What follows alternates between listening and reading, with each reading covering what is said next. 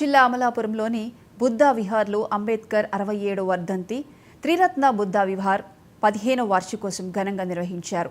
త్రిరత్న బుద్ధ విహార్ వ్యవస్థాపకులు మాజీ మంత్రి Gollapalli Suryarao, Triratna Buddha Vihar general secretary dB Lok కార్యక్రమంలో పాల్గొన్నారు.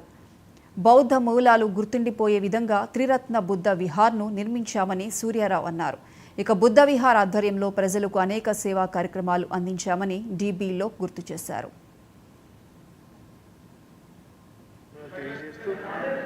వేళ డాక్టర్ బాబాసాహెబ్ అంబేద్కర్ గారు నిర్యాణం చెందినటువంటి రోజు. ఈరోజు సుమారు ఒక 20 సంవత్సరాల క్రితం ఆయన భారతదేశంలో బౌద్ధ వ్యాప్తికి చేసినటువంటి కృషికి చిహ్నంగా ఈనాడు ఈ బుద్ధ విహార నిర్మాణం జరిగింది. నేను ముందు చెప్పినట్టుగా అనేక మంది అంబేద్కర్ వాదులు, రిపబ్లికన్ పార్టీ వారు, అదేవిధంగా ప్రజాస్వామ్యవాదులు బాబాసాహెబ్ని ఆయన ఆలోచనే మా ఊపిరిగా పెట్టుకుని జీవించినటువంటి అనేక మంది త్యాగమూర్తులు, పెద్దలు వాళ్ళ యొక్క కృషి ఫలితంగా ఈనాడు అమలాపురంలో మరొక దక్షిణ భారతదేశంలో దీక్షభూమిగా పేరుందే లాంటి ఒక గొప్ప నిర్మాణాన్ని నిర్మించుకున్నటువంటి రోజు ఇది. దీన్ని ఆవిష్కరించుకున్నటువంటి రోజు. ఈ త్రిరత్న బుద్ధ విహార్లో 2 ప్రధానమైనటువంటి కార్యక్రమాలు జరుగుతున్నాయి. ఒకటి, ప్రపంచ నేత అయినటువంటి సాంఘిక విప్లవానికి చిహ్నమైనటువంటి డాక్టర్ బాబాసాహెబ్ అంబేద్కర్ గారి యొక్క వర్ధంతి సభ ఒకటి.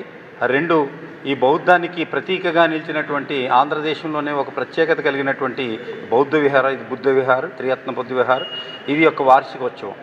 ఇది మనకు తెలుసు, భారతదేశం అనేటువంటిది, ఆది భారతదేశం అనేటువంటిది బౌద్ధానికి ప్రతీక అయినటువంటిది.